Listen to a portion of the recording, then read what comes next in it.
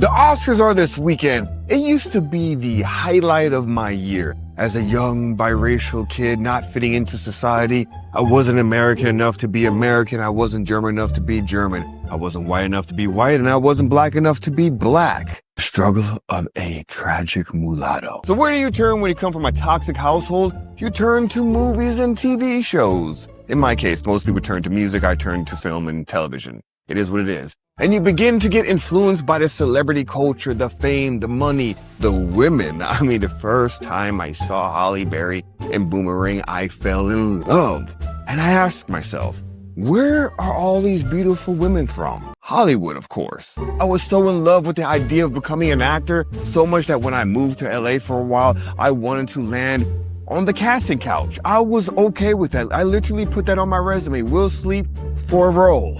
I wanted to sell my soul. I wanted to be an out-of-touch rich douchebag. I wanted to make it into the tabloids for partying way too much and on the brink of overdosing with Robert Downey Jr. I wanted to be in my 40s hanging out with Leonardo DiCaprio and a bunch of girls that just turned 18 on a yacht because that's not weird at all. It was a lifestyle I wanted to live because I was retarded. Simple as that. So let's talk about Hollywood and the Oscars. Los geht's, meine Freunde.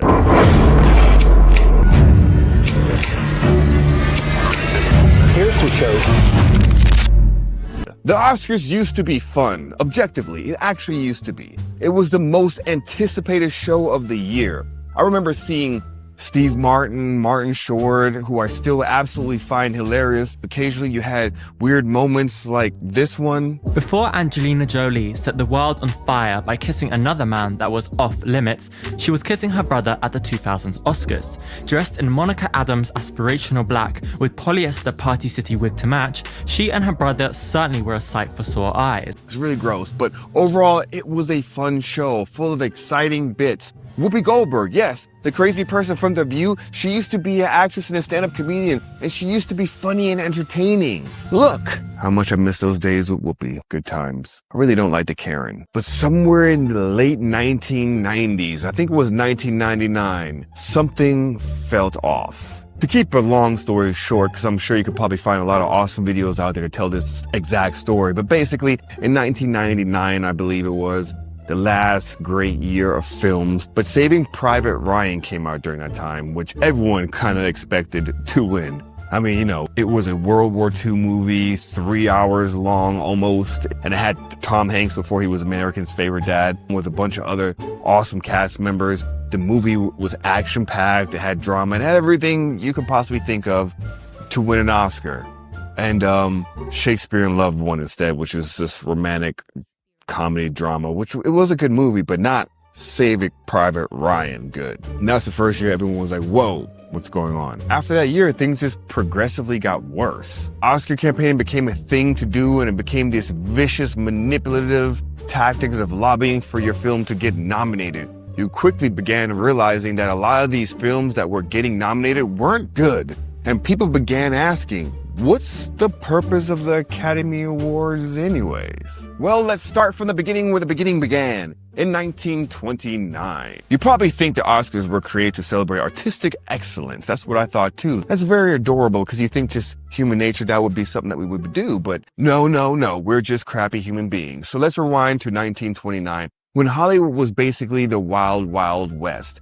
Chaotic, lawless, and full of desperate actors just trying to avoid getting screwed over by their studio overlords. Not to mention that Hollywood was mostly built by the Jewish immigrants who played a significant role in the founding and development of Hollywood. In the late 20th century, many of these major studios such as Warner Brothers, Paramount, Universal, and MGM were founded by Jewish entrepreneurs. A good way to make money, become relevant, and maybe move the culture. Something the government definitely took advantage of later on, Mockingbird. But enter Louis B. Mayer, also Jewish, and the head of MGM, and the man who looked at the movie industry and thought, yeah, we're definitely going to take over the world, but first, we got to make these whiny actors think that they are important. What does he do? Does he pay them more? No. Give them better working conditions?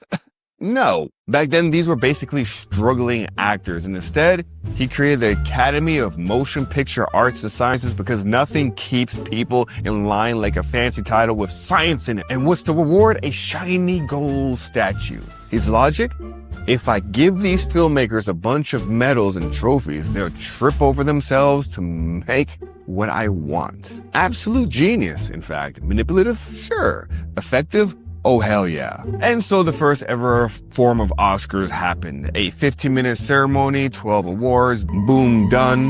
No long-winded speeches, no painfully unfunny hosts, no weird dances. A bunch of people in a room pretending like they weren't being bribed into obedience and happy to potentially win one of those trophies. Little did they know they had just created Hollywood's longest running scam, where winning means absolutely everything and making good movies is just a suggestion, and us dummies like myself ate it up, giving Hollywood and celebrities the attention they desperately needed, and we drank the Kool-Aid, y'all.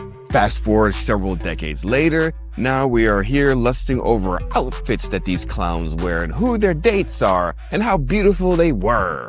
And we turn this 15 minutes into a 3-hour-long worldwide event. 3 hours, tell me why. But like I said, early on, it became entertaining and fun, a night to see who is the best, most convincing liar on screen. And we get excited because this means they're gonna get promoted. It's like a promotion for them. Instead of demanding $3 million, they get to demand $20 million. And we get excited over this. Yay, make more money for being a professional liar. Do you get that excited when your dad or your mom gets a promotion at work, which actually directly supports your family because it usually comes with an increase in pay? Do you get excited? No, you sit there and you're just frustrated that you have to be there and listen to the ceremony or whatever. So here we are, just basically caring about these professional clowns more than we care about our own family members. I can't believe that I used to want to be a part of that.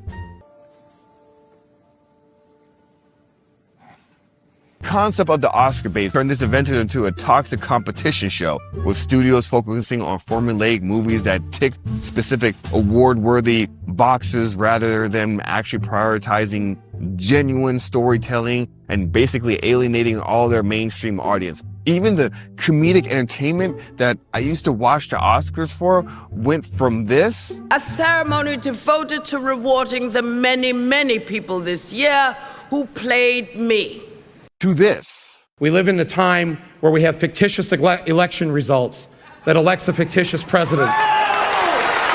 We live in a time where we have a man sending us to war for fictitious reasons. Celebrities all of a sudden began sharing their personal life with you, which at first was kind of fun. It was new, it was cute during the beginning phase, but then all of a sudden they began inserting their opinions like, we all really cared, like no shade, but what do you really have in common with regular people like me or the person who's watching this video?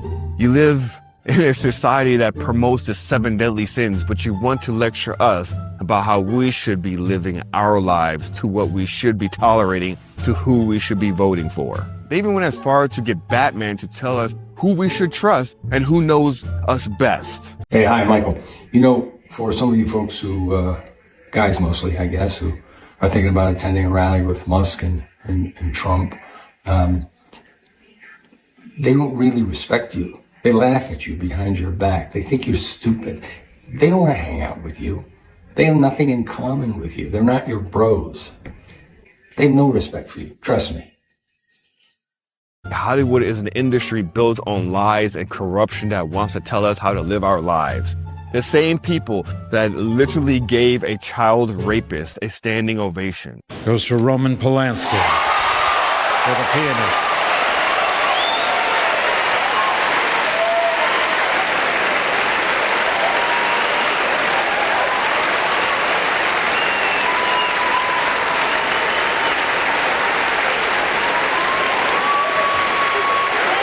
An industry who praises a man who married his own adopted daughter. An industry that thinks it's cool for a 50-year-old man to date a bunch of young 20-some-year-old girls. An industry that promotes a level of child pedophilia through its films and hiring convicted sex offenders to work around kids. And they have the nerve to judge and talk down on the Catholic Church. Hypocrisy. It's a place where morals are completely subjective and they're actively working to corrupt ordinary people. An industry full of drug addicts, sexual deviants, murderers. Oh yeah, there's a couple of those out there. I mean, I could keep going on and on. The worst of the worst gravitate to that industry because they all are self-absorbed, out of touch professional liars who are willing to prostitute themselves for the right amount of money and fame. And I wanted to be a part of that. Thank God that didn't work out for me, because who knows, maybe I would have ended up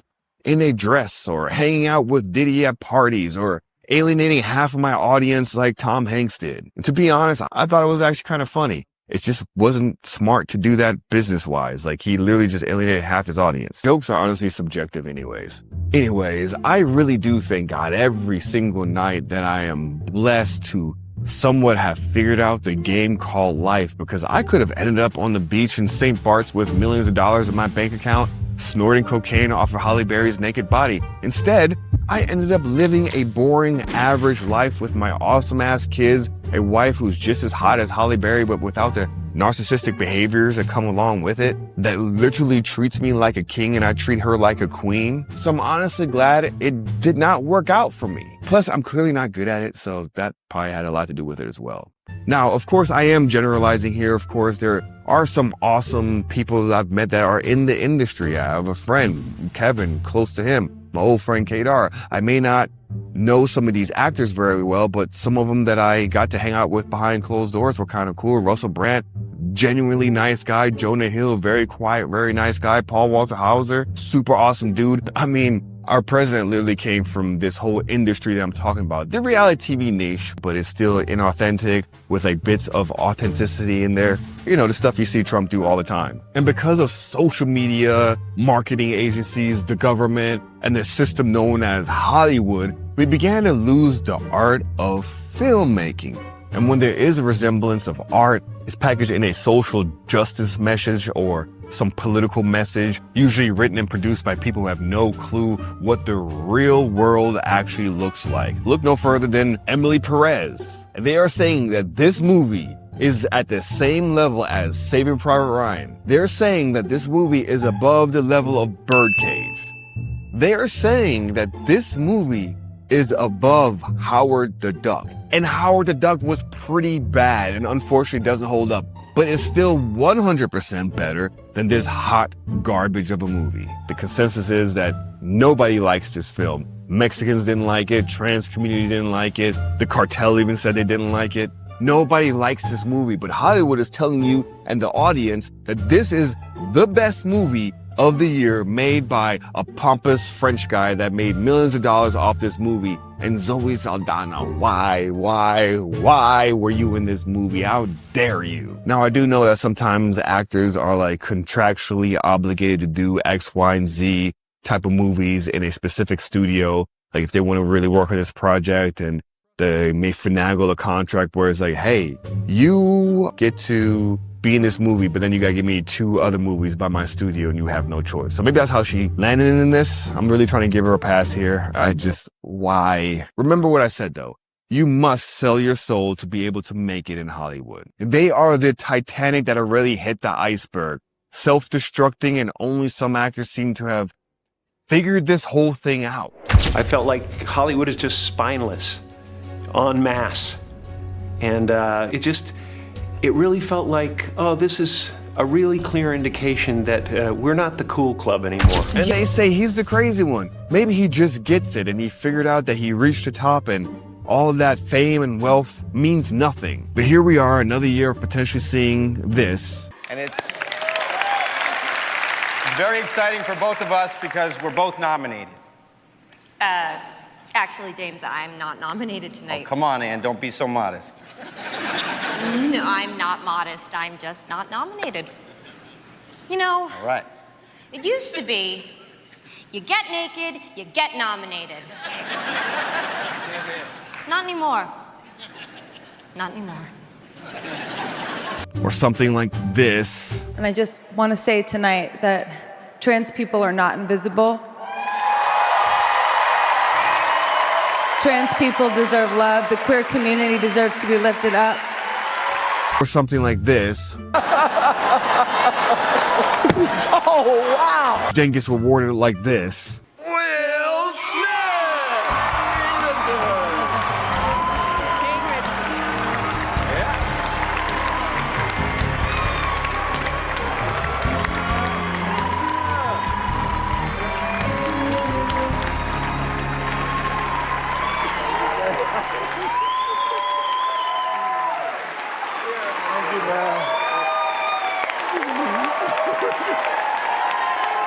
Seconds later. It's like, I want to be a vessel for love. Oh, shut up, woman. A bunch of hypocrites. We are expected to let the culture be driven by the likes of Harvey Weinstein, which apparently Candace Owens would be dropping some bombshell investigative report, possibly leading to Harvey Weinstein being set up. Why are you looking at me like that? Listen, y'all support Gypsy Rose and the Menendez brothers, so give me a break. At least I can acknowledge that Harvey Weinstein is a ball of steaming hot lard of Diddy oil that may have also not have gotten a fair trial. Hopefully we can get back to just being entertaining and have the entertaining part of the Oscar instead of a chance to push some sort of social justice crap, which has been infiltrated by Big Corp anyways. So I don't want to hear a bunch of millionaires complaining about other millionaires running this country. Like, where is Ricky Gervais? So, if you do win an award tonight, don't use it as a platform to make a political speech, right? You're in no position to lecture the public about anything. You know nothing about the real world. Most of you spent less time in school than Greta Thunberg. So, if you win, right, come up, accept your little award, thank your agent and your God, and fuck off. Okay? All in all, are you going to watch the Oscars? I'm not going to. I'll see the highlights and I'll get the takes from the left and from the right. And then I'll move on with my day because none of this really even matters. So thank you for watching what I hope was somewhat of an entertaining show. And I'll leave you with this to think about when it comes to whether or not you should watch the Oscars. I'm doing just fine. I just, there's no meaning to any of this. So I wanted to find the most meaningless thing that I could come to and join. And here I am. I'm probably gonna watch it. I know it.